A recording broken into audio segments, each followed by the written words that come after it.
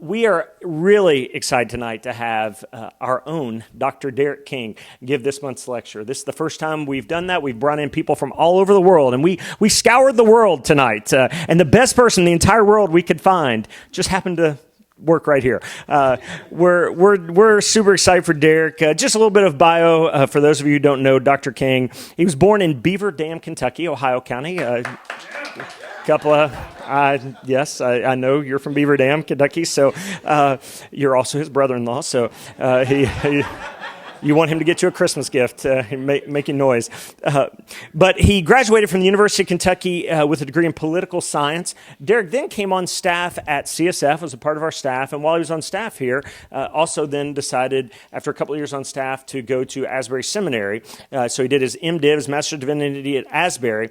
And then we had this dream for Lewis House that was starting to emerge, and Derek was saying, hey, I think I want to go do a Ph.D. in theology, but I have this, I want to be a theologian, I want to think deeply about things, but I also have a pastoral instinct, and that I want to be in the practical matters with people and talking about things with students and people, just day-to-day things that really matter deeply. And so, and I said, well, that's kind of what we want to be at Lewis House. You know, we want to be at the intersection, somewhere between the pulpit and the lectern is where we want to be. And so we sent Derek off, kind of gave him a long sabbatical, and said, go to Scotland. And so he went to the University of St. Andrews in Scotland to do his PhD at the Logos Institute, where he did his doctoral degree in analytic and exegetical theology. Derek has published his doctoral dissertation with Routledge, and that book is entitled "The Church and the Problem of Divine Hiddenness."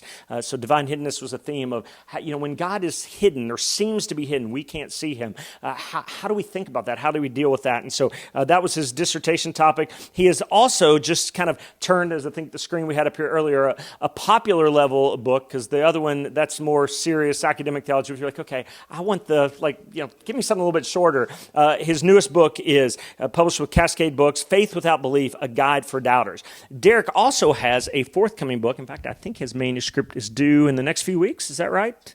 Next few weeks. Just give me the thumbs up. In the next few weeks. And that book is called Theological Attention, and it's to be published by Oxford University Press. So, and one of the really impressive things about Derek is, and I've known him since he was 18, 19, somewhere in there, is the amount of work he's able to get done. I've always been impressed with just his ability to sit down and not just grind out work, but to do really good work. I mean, I'll say, hey, I need you to write this Bible study or whatever it was when he was a CSF staff member, just out of college. I need you to do this, and oh yeah, it's due in like 2 days. And he would churn out this, really, really high caliber Bible study curriculum in a matter of a couple of days. And you're looking at it going, man, this would take a normal person 2 months to do.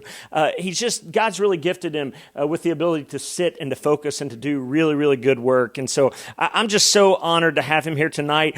Derek has taught multiple places in his early career: Houston Christian University. He's taught classes online with them, Asbury, and also teaches in the philosophy department at UK here. And so we're so honored to have Derek here tonight. He is the model in so many ways. Not that we want to raise up theologians here. We want to raise up theologians, maybe not professional theologians, but he is so much of the model of what I want to see, the types of students we want to raise up. We want to raise up students who come here and they learn to think as Christians and to learn to just let their Christian faith play a part in every facet of existence. And so I'm just so thankful for Derek, and we're honored to have him here to give our December Lewis House lecture. So would you please put your hands together and welcome Dr. Derek King.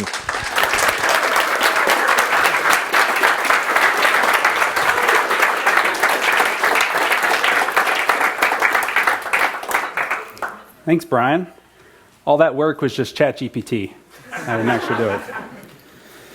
Well, I would say it's an honor to be here, but I'm always here.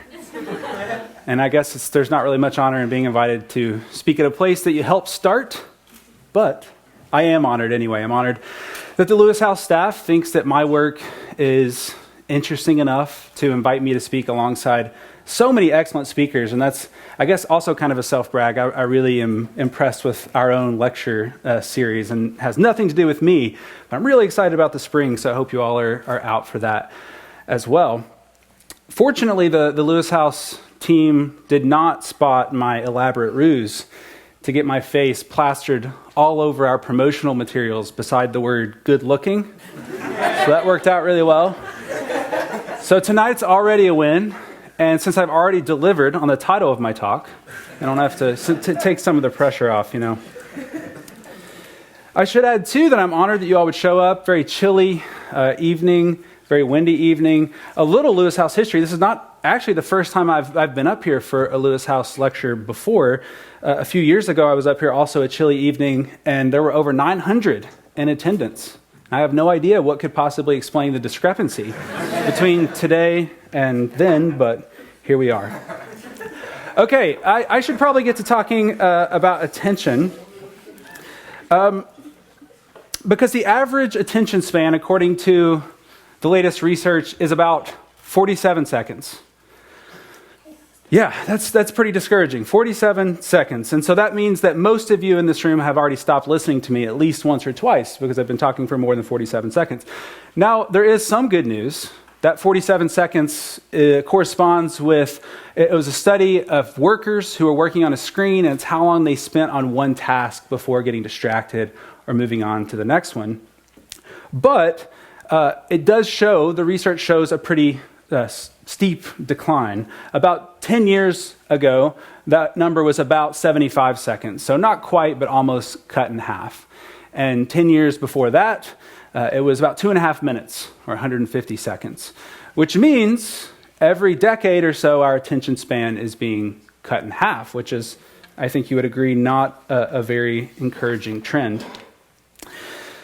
Now, we shouldn't throw such words around lightly, but I think it's fair to say that the modern world faces a crisis of attention. Our lives are overrun with distracting devices, and they are eroding our ability to pay attention to all sorts of detrimental effects. But I assume this is not news to most of you.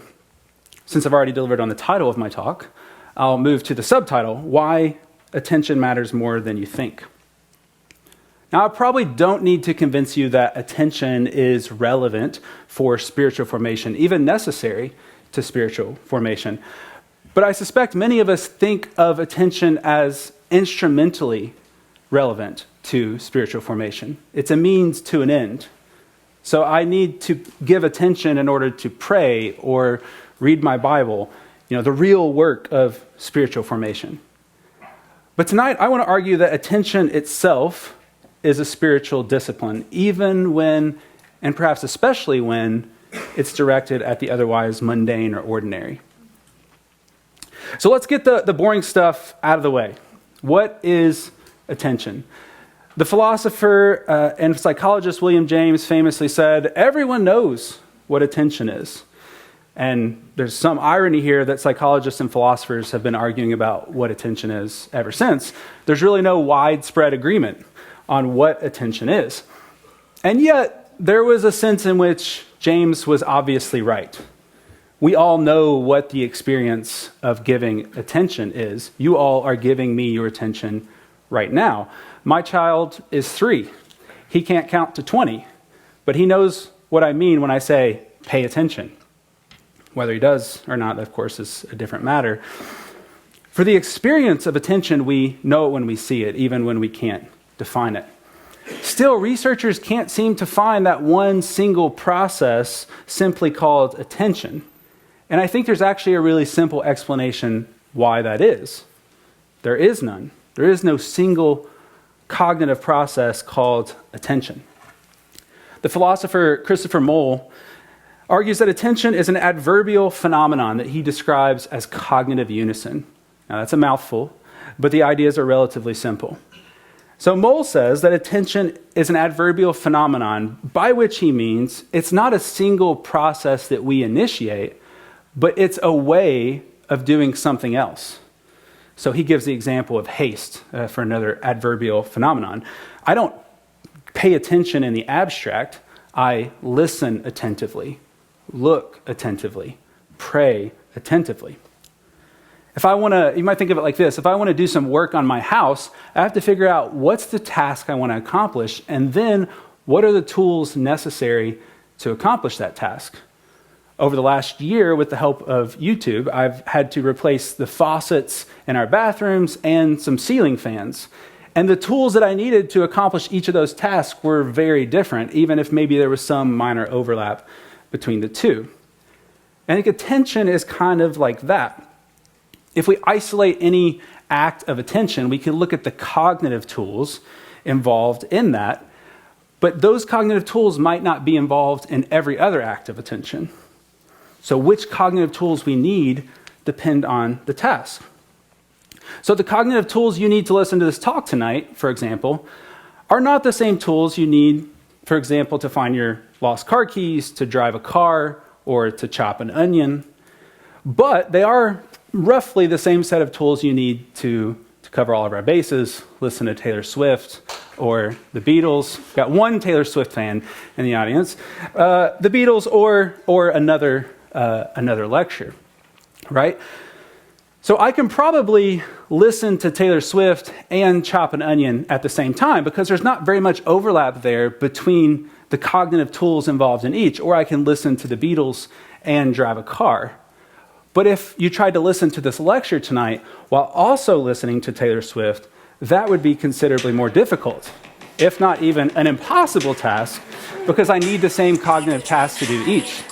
Especially if we add the Beatles on top of that, it gets considerably more difficult. And I think it's probably impossible for you to do all three of those really, really well, right? I'm glad you all like that. It took a lot of work.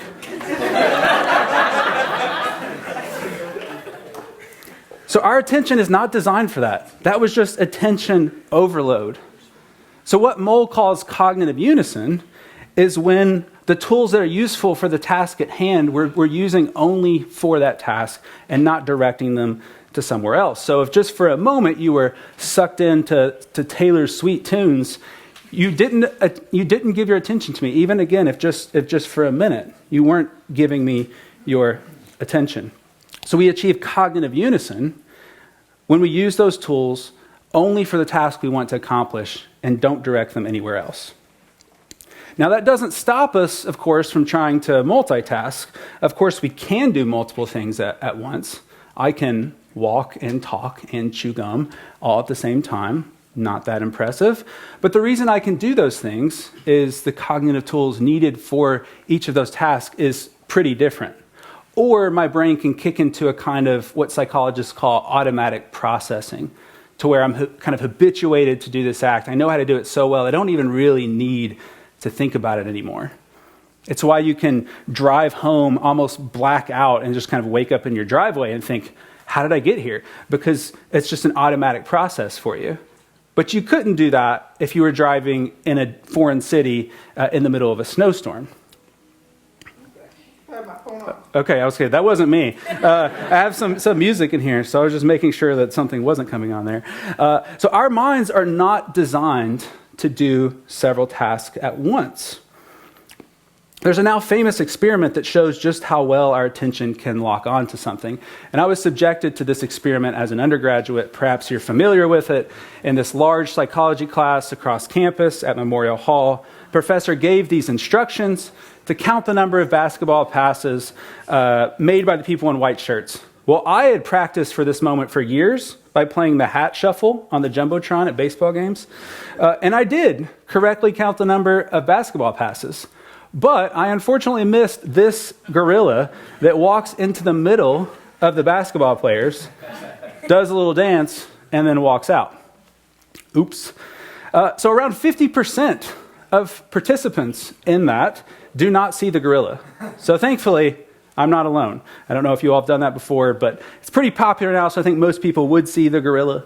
But what this selective attention test is supposed to show is that we see less of our perceptual field than we might initially think. The phenomenon is called inattentional blindness, and it shows us that multitasking is a myth. We cannot really give our attention to two things at once when those things need the same cognitive tools.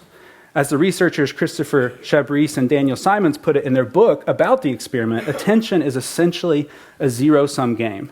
If we pay more attention to one place, object, or event, we necessarily pay less attention to others.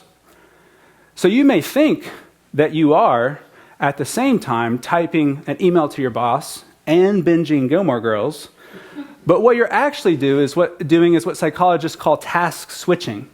Your attention is rapidly flipping back and forth between the two tasks, which means that you end up doing both tasks less effectively and efficiently. Now, we might think that this is a problem, a kind of bug of our attention, but I think it's actually a feature. Because what psychologists call inattentional blindness is probably better categorized as over-attentional blindness. The reason we miss the gorilla is not because we aren't paying attention, it's that we're paying attention so well to something else.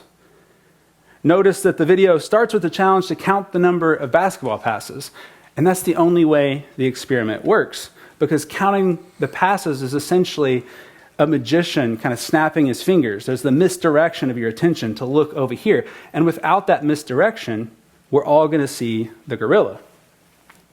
But our brains have this exceptional ability to lock on to something. It's almost as if we're consumed by it, engrossed into our object.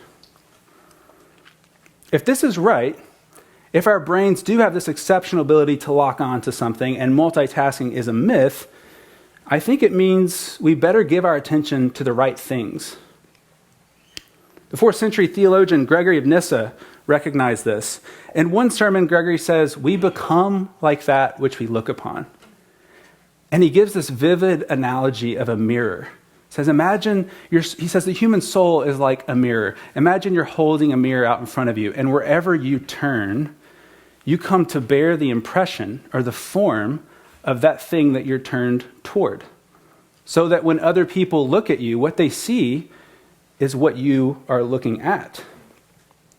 A pastor friend of mine put, I think, a similar idea like this: the thing you think about most is the God you most often worship. Let that uncomfortable thought sink in. Now, these statements, of course, are worthy of some closer scrutiny, but I think they both recognize a basic point, that what we do with our attention matters immensely. In at least one sense, attention is a form of worship. Our word worship comes from the Old English, meaning an acknowledgement of worth, literally, worthship. When you give your attention to something, it is usually an acknowledgement of worth. If you're here tonight, I assume that you think I have something worthy of your attention, something to say. Even if you were dragged here, you don't have to give me your attention. You can think about something else.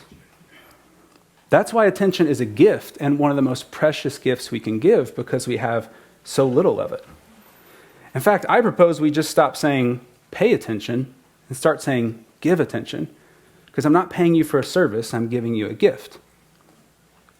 When we consider what we look upon or what we think about most, we will ultimately find what we value.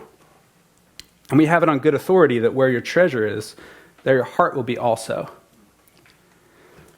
In the Oscar-nominated film Lady Bird, Christine McPherson, played by Saoirse Ronan, prefers to go by the nickname Lady Bird. She's a senior at a Catholic high school in Sacramento, California. And like many angsty teenagers, she has a conflicted relationship about the place in which she grew up. And she longs for bigger, better, more exciting places.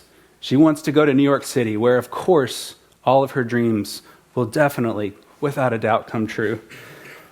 But while stuck in this Sacramento high school, she's asked to write about her hometown. And in this revealing scene with the school's guidance counselor, Sister Sarah Joan, she talks about her paper and her future.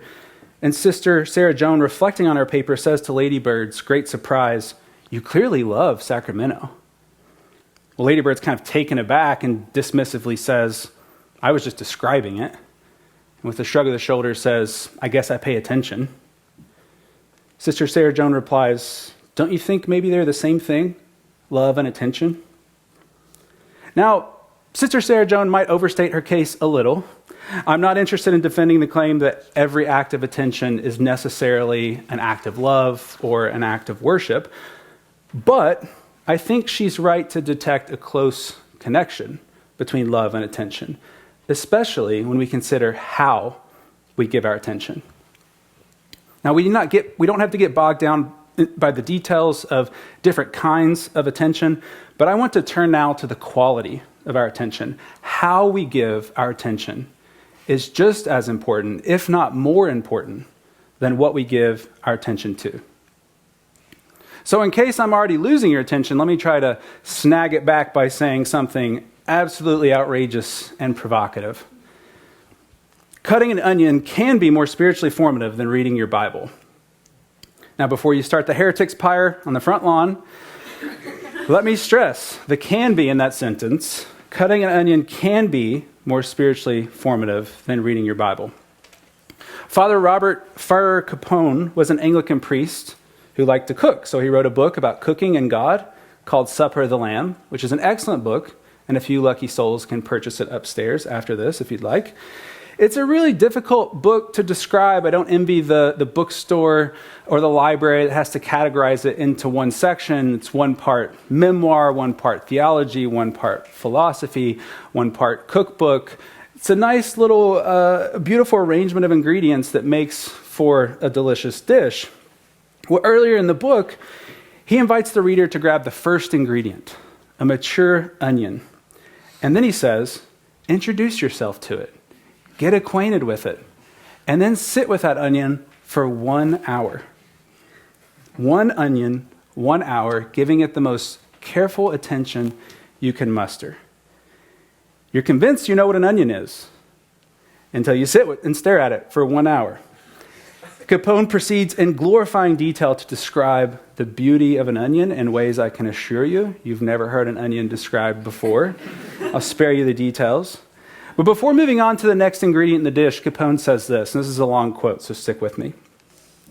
He says, between the onion and the parsley, I shall give the summation of my case for paying attention. Man's real work is to look at the things of the world and to love them for what they are. That is, after all, what God does, and man was not made in God's image for nothing. The fruits of his attention can be seen in all the arts, crafts, and sciences. It can cost him time and effort, but it pays handsomely. If an hour can be spent on one onion, think how much regarding it took on the part of that old Russian who looked at onion and church spires long enough to come up with St. Basil's Cathedral. Or how much more curious and loving attention was expended by the first man who looked hard enough at the insides of trees, the entrails of cats, the hind ends of horses, and the juice of pine trees, to realize he could turn them into the first fiddle. No doubt his wife urged him to get up and do something useful. I'm sure he was a stalwart enough lover of things to pay no attention at all to her nagging. Here's where I'll remind you, this is Capone and not me. But how wonderful it would have been if he had known what we know now about his dawdling. He could have silenced her with the greatest riposte of all time. Don't bother me. I'm creating the possibility of the Bach unaccompanied sonatas.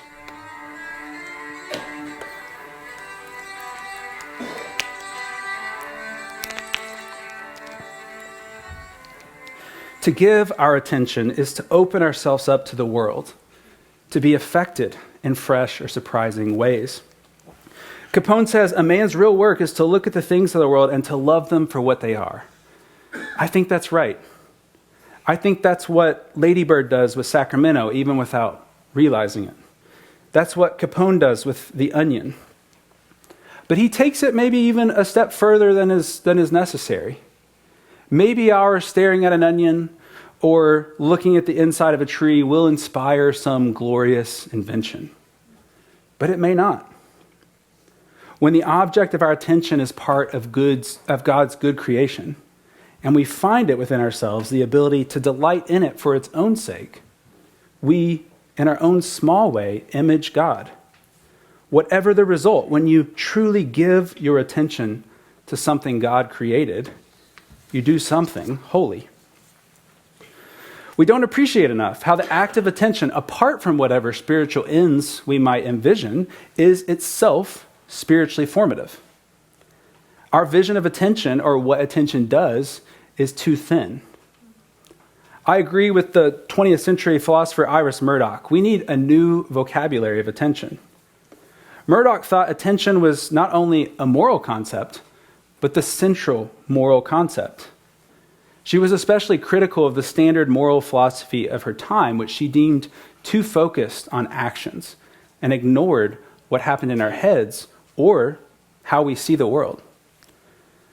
But for Murdoch, that was the key moment of morality, how we give our attention, how we see our world, because we can only act in the world we see. So to illustrate her point, she asks us to imagine a mother-in-law who has a negative first impression of her daughter-in-law. Very dated reference, but my wife and I are rewatching Everybody Loves Raymond, so this naturally came to mind. Now, the mother-in-law is perfectly kind outwardly to her daughter-in-law, yet she sees her as tiresomely juvenile, and most importantly, not good enough for her son. Now, she doesn't say these things, and again, to the daughter-in-law, the mother-in-law would be, again, perfectly kind to her, but inwardly, this is what she's thinking. But in a moment of self-reflection, the mother-in-law recognizes she has been unfairly critical. And she recognizes she's not a perfect judge of character, so she decides to look again, this time with what Murdoch calls a just and loving gaze. Looking with new eyes, the mother-in-law no longer sees the daughter-in-law as tiresomely juvenile, but delightfully youthful. You see what's happened here? The mother-in-law picks out the same trait in the daughter-in-law, but re-describes it. Murdoch's point is that how we describe things matters. How we describe our world will determine in part how we see it, which will determine in part how we act in it. In Murdoch's definition of attention, we will recognize, I think, Capone's Onion Project. She says attention expresses the idea of a just and loving gaze directed upon an individual reality. And she calls this the characteristic and proper mark of the active moral agent. Why moral agent? How is Murdoch's view of attention intertwined with ethics? It's simple. Because there is a world out there that's not you. That's something that we know, but we don't really know, Theologians, most prominently among them St. Augustine and Martin Luther, sometimes describe the state of sinful humanity with this Latin phrase, homo incurvatus in se, man curved in on himself. To give your attention to another, if only for a moment, is, if only for a moment, to forget about yourself. To allow another reality, totally independent of you, to be the center of your world. That is why, for Murdoch, attention helps pierce the veil of selfish consciousness and join the world as it really is. So the natural result of attention is what she says, a decrease in egoism through an increased sense of the reality of, primarily, of course, other people, but also other things. A proper moral education, therefore, begins when the caregiver first says to the child, look, don't touch. As a father of a 3-year-old and a 1-year-old, I give that command about 342 times per day. And that's just because I'm at work most of the time. But I think Murdoch makes actually a really profound point here. When I teach my son, look, don't touch the daisy, I teach him there is another object out there with worth and value in and of itself. And it is itself quite apart from anything it can do for him or for us. It has value and worth apart from that. So the first and arguably the most important moral lesson that we learn is that the world out there is not simply to be used by us, manipulated for our own ends. It is in and of itself worthy of a just and loving attention. As one Murdoch commentator put it, attention is the starting point of ethics, the recognition of the existence of something else and someone else, which can be obstacles to our will. But as a Christian, I read the atheist Murdoch's encouragement to look at reality with this just and loving gaze, and I wonder, why? Why think reality is worth such a gaze at all, especially a just and loving one? Well, as Murdoch herself says, her idea of attention comes not from her, but from the French philosopher and mystic Simone Weil. And Weil had something that Murdoch did not: Christian convictions and beliefs. Sylvia Paniza, who studied both Weil and Murdoch and does not, as far as I'm aware, share Vey's religious beliefs notices this difference and how it shows up in their respective views on attention. As she puts it, for Murdoch's secular philosophy, the necessity of attention is more difficult to ground than for Vey's, because for Vey, if God created the world, then it deserves our attention. Vey recognized the world was created by a good and loving God, and that alone gives us reason to attend to it. I read a story recently about a man who was poking around at a yard sale a few years ago, and he found a pencil sketch of the Virgin and Child priced at $30, which seems a little steep for a yard sale, if you ask me, but he thought it would look nice in the kitchen.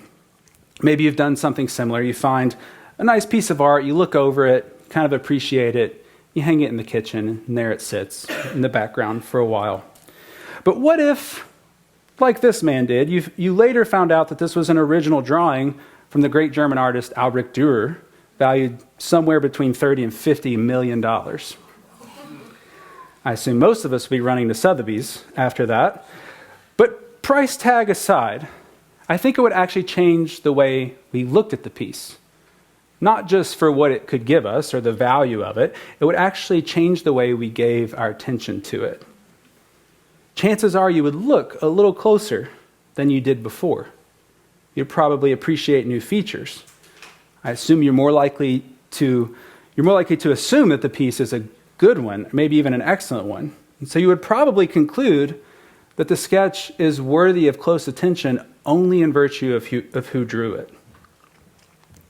We believe our world is created by a good God. A God who calls, by the way, everything he created good and humans very good. That God created everything is why Christian theology prefers to call evil an illusion, a distortion of what is real and good, rather than a thing in and of itself. So Christians, more than anyone, should be primed to see the good in everything, to look with a just and loving attention upon reality. Of course, we need not blind ourselves to distortions of the good, but when we're giving the kind of attention to the world that it deserves, whether it's a person, a bird, a song, or an onion, we recognize it first and foremost as God's creation, and therefore fundamentally good. This is a considerably difficult task in the face of wicked human activity or destructive natural forces, but Murdoch's reminder is helpful. How we describe what we see matters. Now, we should, of course, name wickedness when we see it, but even by describing that wickedness as a distortion of the person, rather than fundamental to who that person is, we'll be more likely to see them in a just and loving way. So insofar as our initial descriptions of anything, especially anyone, are resoundingly negative, we have good reason to, as Murdoch says about the mother-in-law, look again. The kind of attention Murdoch and Vey describe is, I think, an exercise in spiritual formation. It is a spiritual discipline. But how? Attention is spiritually formative because attention is a lesson in humility. For Murdoch and Vey, attention involves a kind of self-emptying. Vey called it decreation, and Murdoch later called it unselfing. They recognize this crucial feature of attention, that to give our attention to something else is to get ourselves out of the way. And the way they talked about it, attention requires a vulnerable presence with the object of our attention. To delight in something else God has made, to recognize the good in it, is to leave ourselves open, laid bare, vulnerable before another object that is not ourselves. It is to allow us to receive from the object itself instead of putting our own projections onto it. And as Vey recognizes, God doesn't leave opportunities like this on the table.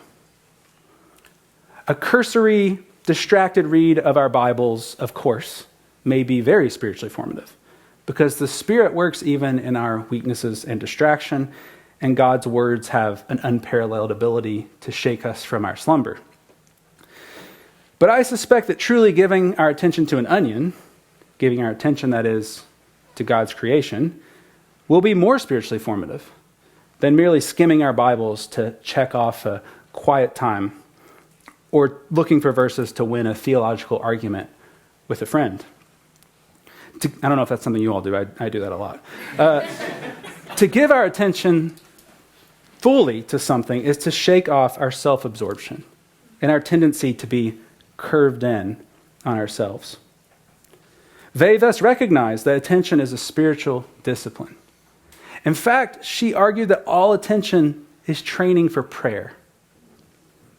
In a short essay that should be required reading for any Christian student, but I'm not sure that it would go over well in most schools today, she says the whole point of any education about anything is attention to God. She calls prayer the real object and almost the sole interest of studies. Almost the sole interest. We can, of course, enjoy geometry just for the thrill of it. We know how thrilling geometry can be. But above all, we should recognize how our attention to geometry makes us better prayers. Here's how Vey put it. If we concentrate our attention on trying to solve a problem of geometry, and if at the end of an hour we are no nearer to doing so than at the beginning, we have nevertheless been making progress, each minute of that hour, in another more mysterious dimension. Without our knowing it or feeling it, this apparently barren effort has brought more light into the soul. The result will one day be discovered in prayer. As an encouragement to middle schoolers everywhere, Vey insists that even failed attempts to learn geometry can yield the truly desirable result, that we will one day more attentively focus on God in prayer. St. Anthony of Egypt actually takes this a step further. He said, not that our attention to geometry or the onion is a training for prayer, but the reverse. That our prayers can be a kind of training for geometry or for the onion, that is, for the rest of our lives. And in advice to a fellow monk, he says, perfect prayer is the state in which the monk is unaware of himself and the fact that he is praying at all. The idea seems to be that our prayers can be so consuming, engrossing, so ingrained in us that all of our lives, including geometry and the onion, become a kind of prayer, maybe even a way to pray without ceasing, as St. Paul put it. So what we give our attention to matters immensely, and how we give our attention is as important, if not more important, but I've so far been considering these separately. And as I'm sure you know, attention doesn't work like that. Both what we give our attention to and how we give our attention are important, and they're intertwined. Once we see that how we give our attention matters, we're more likely to see what things matter and what kinds of things are truly worthy of that attention. Now, this next bit comes with a little bit of a shameless name drop. So let me just preface it with that. Earlier this summer, I exchanged some letters with the Kentucky poet and author Wendell Berry about attention. Shameless. I had heard Wendell was sometimes willing to respond to letters, so I hand wrote one, as one does to Wendell Berry, to ask this Kentucky sage about attention.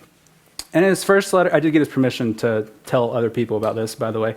In his first letter, he said this. He said, many things in our world are not worthy of attention. Injustice, pay them little or none. I puzzled over this one for a bit. My first reaction was actually to disagree. For all the reasons that I've been going on about just now, of course, everything in our world is worthy of attention. God created our world. I was ready to reply and dunk on Wendell Berry. Alas, didn't quite happen that way. Thankfully, I looked again.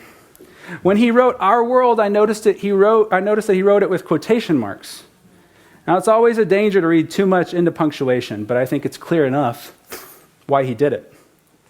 Some things are only superficially part of our world. 47 seconds is how long the average person can focus while on a screen. Now, I'm not interested in bashing screens. I'm using screens tonight. I used one to write this lecture. But I can't help wondering if one of the reasons why screens erode our attention is our attention literally wasn't designed for it.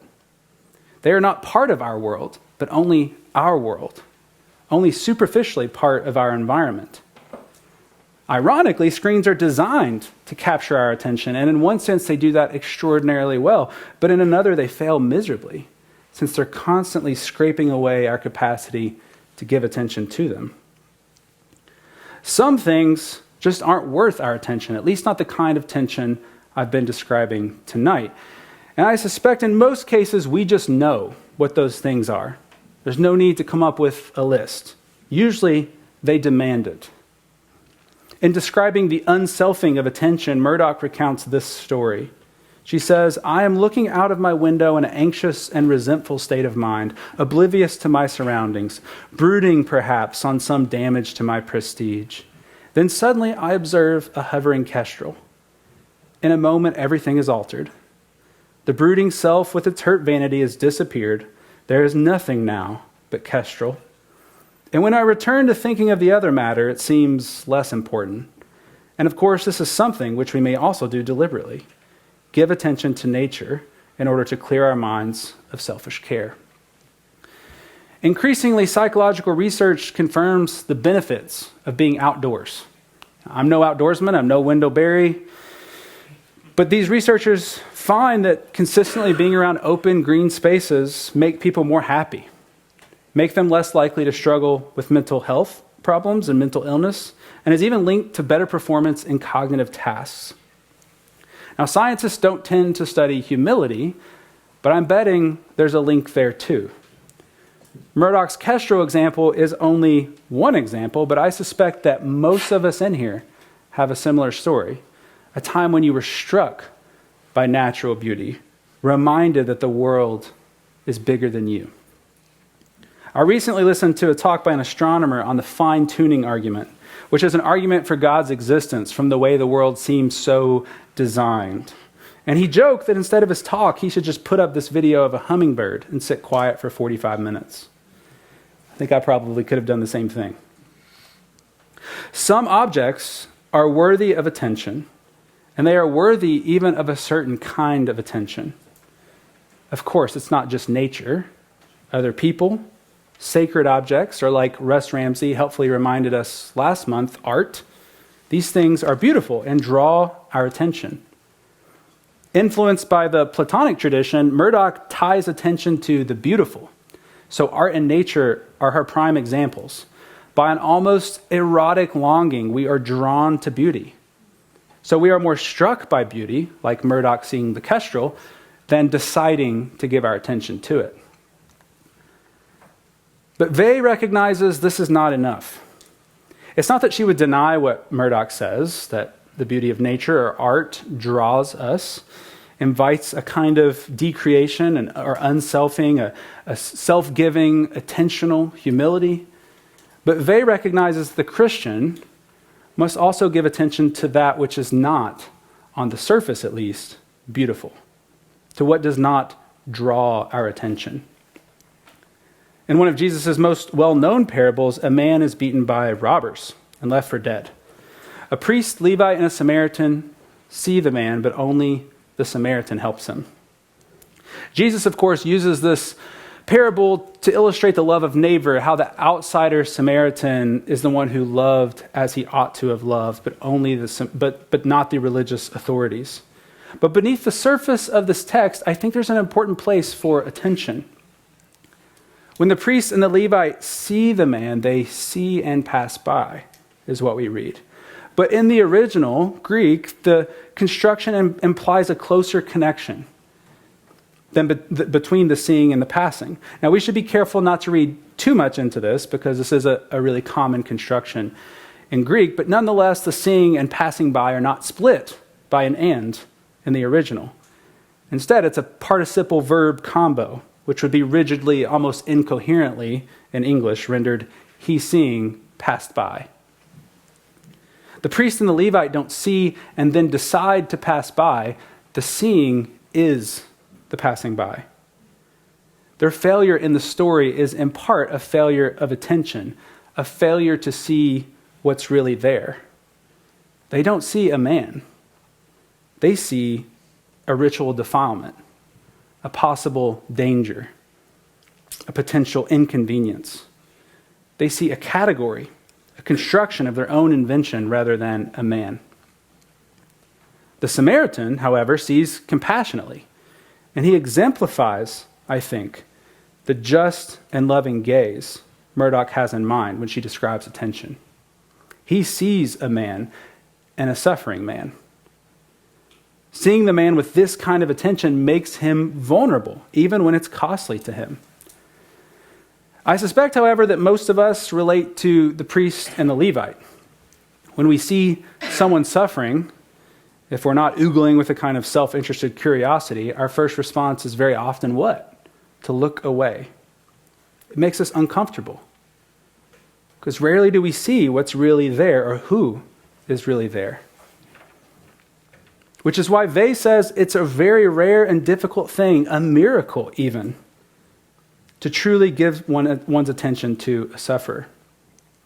Reflecting on the Samaritan story, she says, humanity does not exist in the anonymous flesh lying inert by the roadside, but it is precisely that humanity that the Samaritan sees, and in doing so, exemplifies real attention. She concludes, love sees what is invisible. So if they were around today, I think she might say, the sufferer is our invisible gorilla. And yet it is precisely the sufferer that our Lord claims to be among. And the broken, battered, imprisoned, hungry, naked, the least of these, Jesus says. Or to paraphrase him, how we give our attention to the least of these, we give to God in the flesh. And we become like that which we look upon. It's a miracle, says Vey, to look on a sufferer. But there may be a person who's even more difficult to look on, the enemy. Enemies come in all shapes and sizes. But right now, the one example we can skim oh so easily off the top, I'm sure you see where this is going, is our political enemies. When we're curved in on ourselves, our political agendas make us more likely to use our political enemies, to manipulate them for our own ends.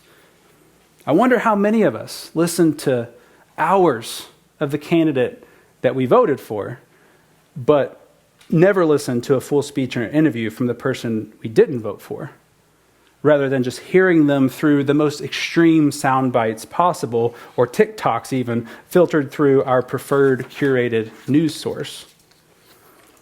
Much easier to sift and categorize rather than to see what's really there. Much easier to pass by on the other side of the road.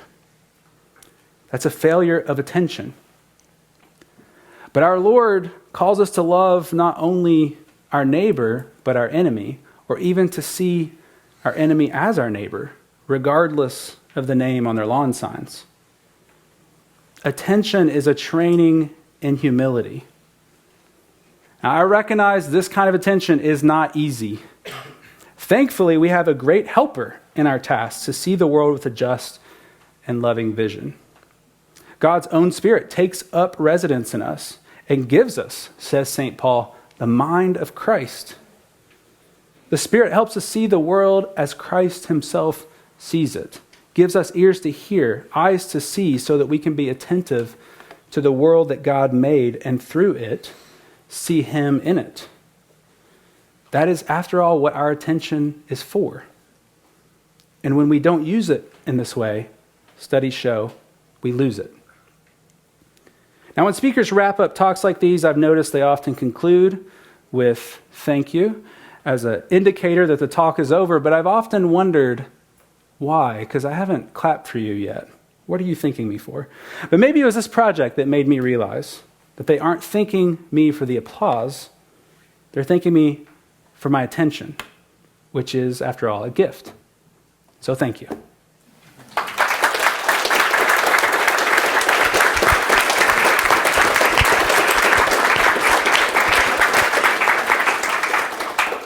Well, thank you, Derek. Folks, we are going to have a time of Q&A, and so hopefully Derek can attend well to your questions. If you have a question, if you could please stand as able. My colleague CJ and I will bring a mic to you. If you could speak into the mic closely and clearly, because we would love to be able to pick up your questions for our online video feed. Please raise your hand and we'll run our mics to you.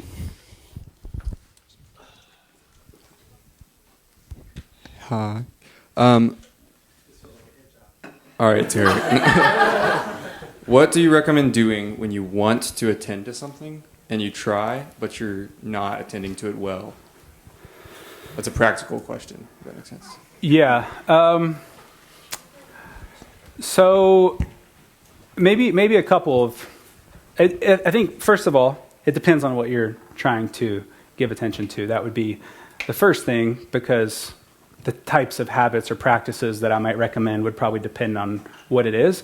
I would recommend first trying to give attention to it. But I think if Vey is right, that even failing at geometry can help train us to give our attention and train our attention. One way might be, what is something that's worthy of attention that you can give your attention to really well? And it may be that drawing out your ability to give attention to those things that you can attend to really well will help in those other moments.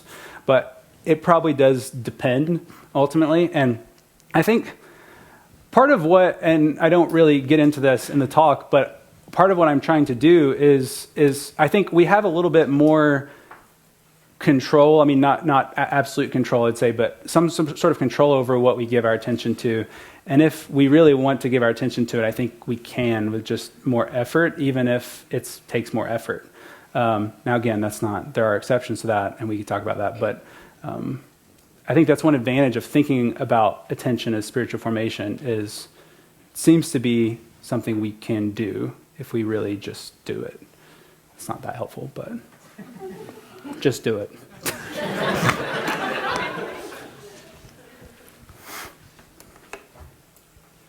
Stella.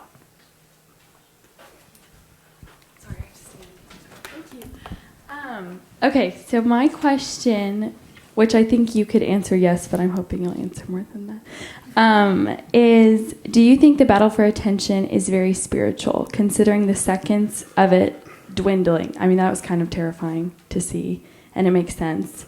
And then even the idea that it's an attack from the enemy as those made in the image of God, so we are supposed to be attentive to things in that way, and experience life more abundantly and fully if we do so. But so I think there's a very spiritual component to it.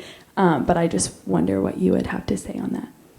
Yeah, I think there's a spiritual component, definitely. I mean, that's actually kind of what I want to say in the book a little bit, as I think attention it's been kind of over here in this kind of cultural box, and we think about how it, in our contemporary conversations about, usually we think about attention in how I kind of open the talk with attention spans, screens, devices, but then there's this kind of theology, spiritual formation box over here, and I want to kind of blend those, and I think too little attention has been given to that, to how their attention itself is very theological and has a spiritual dimension. So yeah, I would say yes. I don't. To a degree, as we Yeah. Yeah, I mean, I would probably hesitate to look at any cultural event and say this is only like the work of demons, because we're also fallen people, right? That make mistakes on our own. We're pretty good at screwing up without demons, but yeah, I do think I would say there are definitely spiritual forces involved in this as well. So yes, good.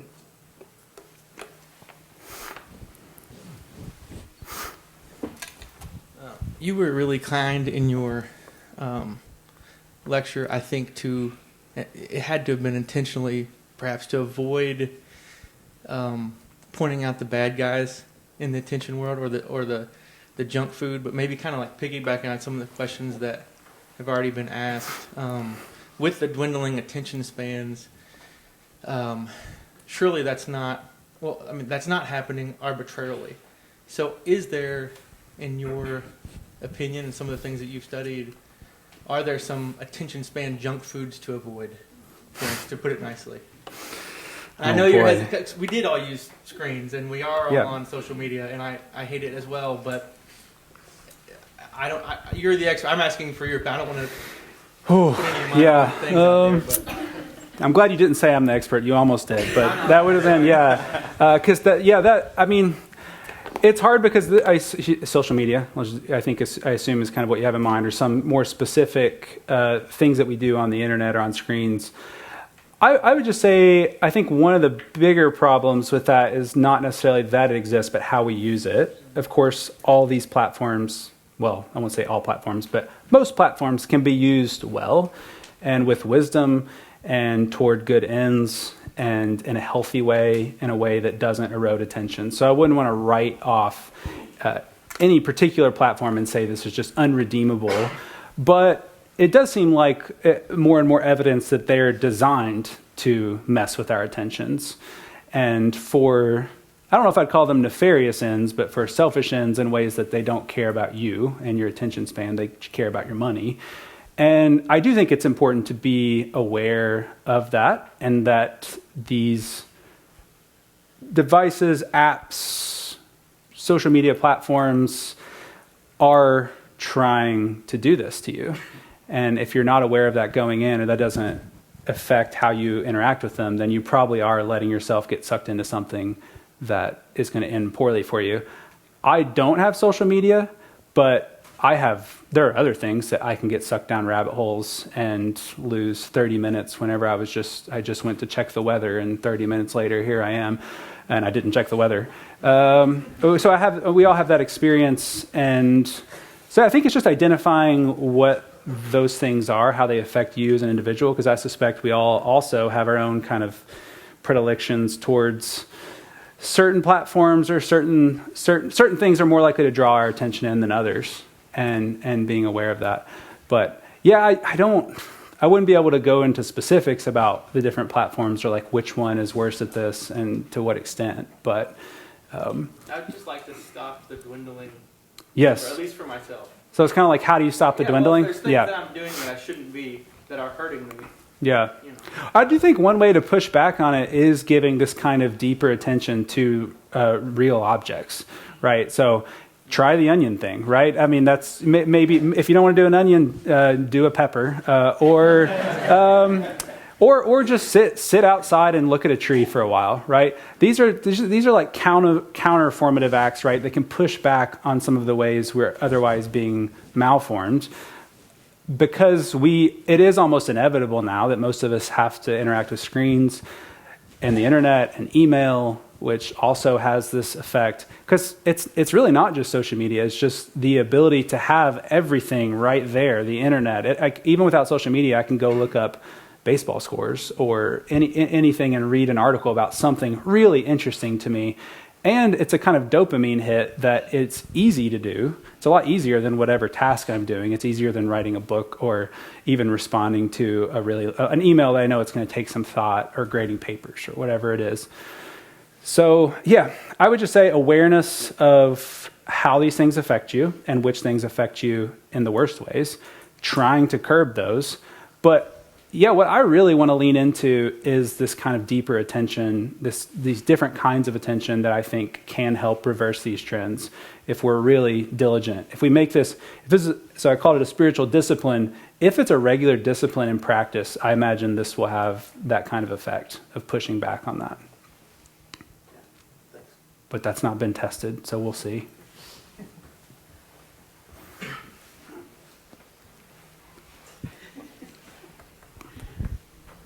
So I had a question about whether or not you think attention is a new problem, or whether some of the ancient biblical authors also kind of struggled with this. You mentioned that sometimes you hunt through the Bible looking specifically for a verse to refute some of your friends, and I was trying to do that to you, to press you on a specific Bible verse about attention, but I almost can't think of a single time where the Bible actually mentions the word attention. So do you think that's something that just they didn't think about, wasn't an issue for them, or I guess is it, you think, a uniquely modern problem? No, I don't think it's a uniquely modern problem. I was actually talking with Brian earlier, who mentioned he mentioned a bit from Aquinas, where Aquinas recommends short prayers because we're more likely to get distracted in longer prayers.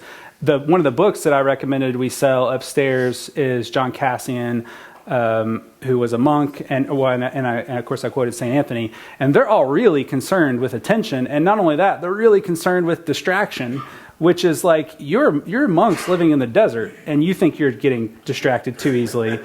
Imagine, yeah. So like, this is not a new problem. I do think attention is in the Bible. I just don't think you'll find a direct translation of that word, and it would be an anachronism anyway. Because I think when we talk about the word attention, typically we filter it through psychological categories, and they would have thought about it differently. But there are words that Greek words that you can possibly translate as attention. I think most of the time, though, translators, and I think rightly so, prefer not to translate it that way because of these other connotations. But sometimes it'll translate words about see or hear, where it's pretty clear that there isn't actual vision going on. That's a different kind of seeing. Eyes to see, ears to hear. You hear but do not listen. There's that distinction, right? And I think those are all kind of tracking with what we would now call attention, or a lot of what I was talking about. But yeah, you're right that there'll be a lot of, at least in Scripture and for several other texts, you may not find the word, but I think the idea or concept is present.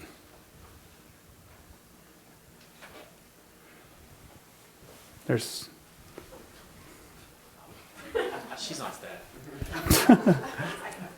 Do you think that our switch from analog to digital has played a role in our declining attention span? So I think about like with navigating. There was a time when you'd open up a well-used map and you'd have to really pay attention to that map. You'd have to locate where you're going to go. Or with music, there was a time when you would carefully pull a vinyl record out of a sleeve, pull it out, closely examine it for lint or anything, and then carefully put it on a record player. Do you think that, and now it's all on screens. Mm-hmm. Now it's all contained in little boxes. Do you think that has a part to play in the digitalization of previously physical things that we held in our hands? Do you think that is a cause for our declining attention spans?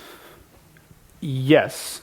I don't know if I could point to any research, like, so just to take one example, the maps jumping from a physical. I don't know if I would think every instance of that would make us worse at attention, but the research does seem pretty clear, at least in my mind, that in general, screens, we're more likely to get distracted on screens. They're a little bit easier to distract us. And that may just be because, I think it'd be hard to state why exactly that is. It could be because we are used to, like, our eyes jump on screens. So Russ even talked about, last month about how the artist, so someone like Rembrandt, could draw our attention, right, all over the screen.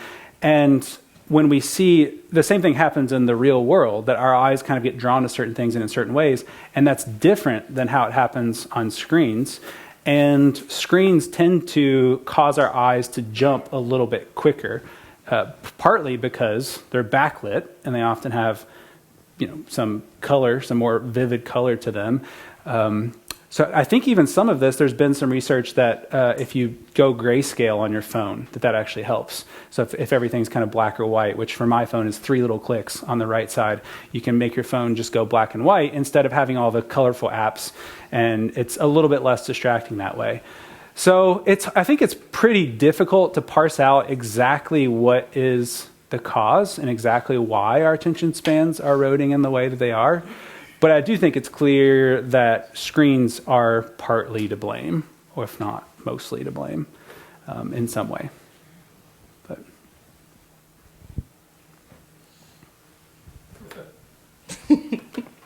that was a great talk. Thank you, Derek. So going back to Brian's introduction of you, he just spoke very highly of you and how you could churn out something, when you're 20 years old, that would take somebody else 2 months, and you did it in 2 days. So ChatGPT, told you. So taking that from, whoever knows how long ago that was, to now, you're writing a book on it, you've just spoken about it. I'm making the assumption that you have these practices in your own life. You have described yourself as curmudgeonly, I think. Oh, yes. But I think I'm wondering if really that just kind of amounts to you, again, just have you put these practices into effect in your own life, and you've been, I think, hesitant and kind to not just bash all these things that maybe you think are not great for attention, because I'm sure we all have like terrible habits with things that are not great for our attention. So I'm asking and I'm wondering, how do you spend your time? Like how do you spend your time? Like I'm very curious. How do you spend your time? Like how do you practice this is a book giving that would things actually your sell attention? productivity hacks, right? Nobody wants to hear about God. How do I do more stuff? Like you. Yeah, I actually don't think I'm very or exceptionally good at attention or all the things I've been talking about. In fact, I think I'm pretty bad at a lot of it. I think there's one thing, I think to be maybe, so first of all, I'm not a perfectionist. So I that helps. If you're just like, this is good enough, and I send it along, you can get more done that way. Being a curmudgeon, not talking to people. It's easier to do things if you don't talk to people. No, I'm joking. So here's something I think I actually did figure out a few years ago. I don't know if probably even during seminary, that I don't think I would have had the words to say it, but I realized this kind of experience is what psychologists call a flow state, where it's almost as if you like black out. You're so focused on the thing. Now, if you actually get there, it's kind of hard to get there. But I just realized that there would be times where I'd be like working on the book, and I would kind of start first thing in the morning, block out a big chunk of time.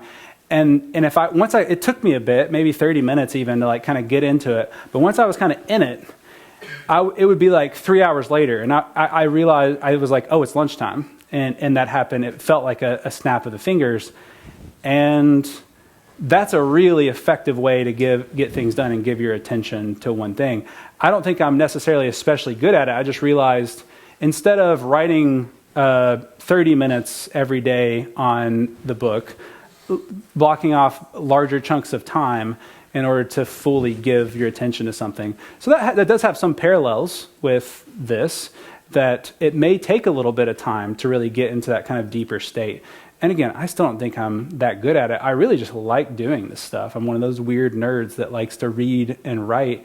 And when you enjoy something, that really helps. It really helps motivate you, because you want to do it and you want to get it. It gives you some motivation to get it done.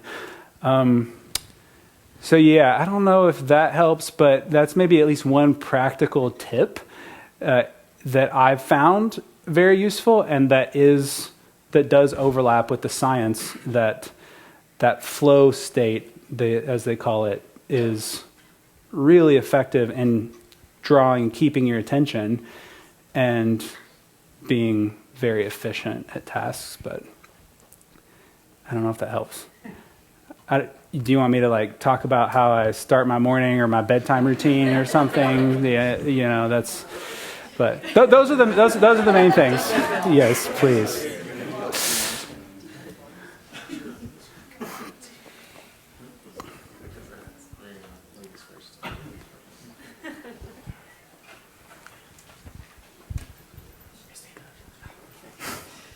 You said that how we describe our world determines how we see it, and in turn how we act in it. How do you think we should describe our world? Good. I think that piece about recognizing it's created good by God is the key to describe our world. Now, there's a lot more that we could say about that and how that kind of description works. But I did think that was a really insightful point from Murdoch, and just noticing that our initial description of something can color the rest of our experience with it and how we see it and how we act toward it. And if we can incline ourselves to see, for example, every person as very good, as created good by God, I think we'll be a little less likely, we're not going to be perfect at it, but a little less likely to categorize people, to use people, There's a really helpful distinction that C.S. Lewis makes in the Experiment and Criticism that didn't make it into the talk, but will make it into the book. And that's why you'll find Experiment and Criticism upstairs. He talks about it in the context of actually just reading books. But he says, and I think he's thinking mostly literature and poetry as well, but he says there's a difference between using it and receiving it. And when you use it, you have an active mind that's constantly interacting with it. And he says, actually, so a lot of people think that's the best way to read, grab a pen and be writing out in the margin and always be thinking, interact with it. He says it's actually best to first just read it and just be with it and let it speak to you. Because when we start that dialectic in our head, when we start to kind of argue with what we're reading and we start writing out in the margin and we start making judgments, this is bad, this is good, bad prose, good argument, bad argument, we'll actually start to miss things in the text. And I think you could say something pretty similar to a lot of our world, that the first step, at least, is receiving from what's there and recognizing that the world is created good by God. So that's kind of our baseline starting point. We start that the world is good, and that gives me reason to just receive from it instead of starting to categorize it. But I don't think I would want to go much beyond that. I think maybe this is just so philosophers will talk about, just reading a text charitably. I would say just do that with people too, which means try to first of all, you let the text or the argument or whatever be as strong as it can, and then you do what they call steel manning, which is make it even stronger. If it's a weak argument, make it a better argument before you just attack it and show that you can, defeat it. I think we should try to do that with other people, with being as charitable as we can. What's the most charitable interpretation of what this person is doing? That would be a pretty good place to start. And again, that's the starting point there, or the description is just this person was created good by God as an image bearer, all of these things, and that should help. But there will be some negative descriptions too, and that's part of it. But yeah.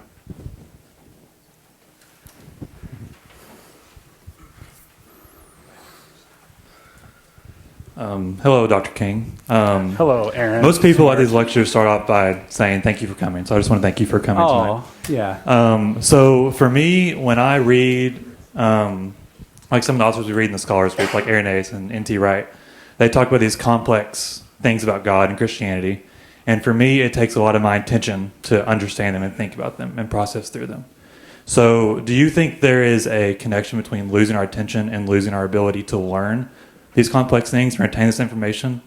And if so, how does that affect the leaders of the church and how they teach the people of the church? That's a good question. This is not something that I've really studied or thought much about, so I'm just shooting from the hip totally here. It does seem, though, that or at least it seems really intuitive to me, that a lack of an attention span would make it more difficult to learn things, and therefore make it more frustrating when you're trying to learn things and not allow you to get as far in it, or maybe you give up easier. I know there's been some not so good studies about the COVID years, especially the students that were deeply affected by that. Not only what that did to their attention spans, but then now where they're kind of at relative to where other kids would have been at. And this is, it seems to me like that's got to play into it, that an inability to really give attention to something makes it harder to learn about the thing, and then makes you just less likely to want to do it. I think that's right. If you just find a subject, so geometry is that for me. I hate math, and I've never really been good at it. And I don't know where that started, but it could have just been as simple that when I was in middle school, I just struggled with it and just was like, this isn't for me, I'm a reader. Or it could just be, I may just not have kind of the mind for it, and that's fine too. But I do think that there would be a connection there. So how does that relate to the church? It's always hard because it's this, we even struggle with it here at the Lewis House, thinking this dynamic between we go to the people where they're at, which is social media, which is YouTube videos and podcasts and short exciting clips that grab your attention, that just almost seems to be like you almost have to do that to engage with some students and some people. But then you're also trying to teach a kind of like pull some students out of that and say like, look, maybe you should think about how this is affecting your attention span. Brian was even bashing on social media right at the beginning. So yeah, there's for the challenge for the church is going to be figuring out what that balance is, where you're trying to teach well about this issue and about how these things are affecting our attention, but also recognize if you're not going to where people are, which is in front of screens, you'll never get to give that message in the first place. So I think it'll affect every discipline, I guess, including theology. So it'll make theology more difficult if you have a worse attention span. And that's just going to be another challenge for the church to figure out how to walk that balance between communicating effectively where people are, but also not completely selling out and just doing theology in 4-second TikTok videos. That seems like a bad way to go. So I will at least say the church shouldn't do that. If the answer is, to create just snippets, one-sentence theology is kind of like my nightmare. That just sounds like a bad idea. So there are some like parameters that I would want to put on it, but it's going to be tricky. We've got one more question for Dr. King right over here. Kate, can you grab the mic afterwards? Yeah. Hey, how are you? Good to see you. In terms of the aggregate effect of attention individually, say on society, for instance, on the rule of law, you have different countries that protect different liberties, like, the U.S., freedom of speech. We got the Second Amendment, prohibition against slavery. Then you have other countries out there, say you have a Baltic state or Russia, and then you have in South America. To what degree do you think individual attention of like the populace, of the people of a country, shapes their societal laws and systems? That's a question from a lawyer. Law school right here.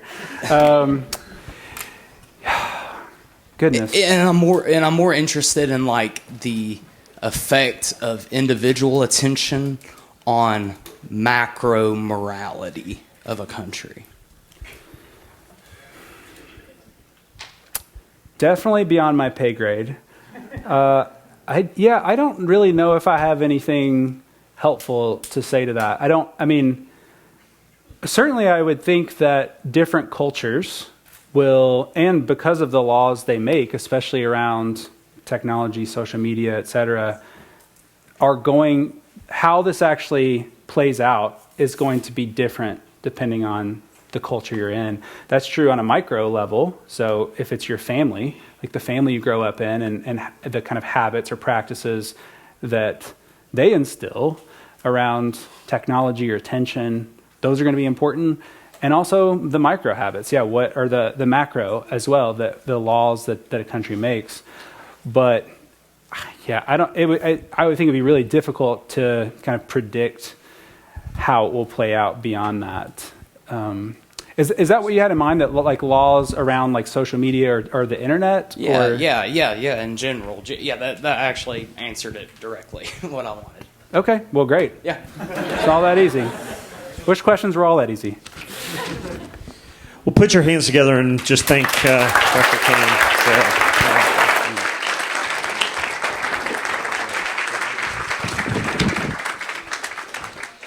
Well, thank you all for giving your attention to that talk tonight.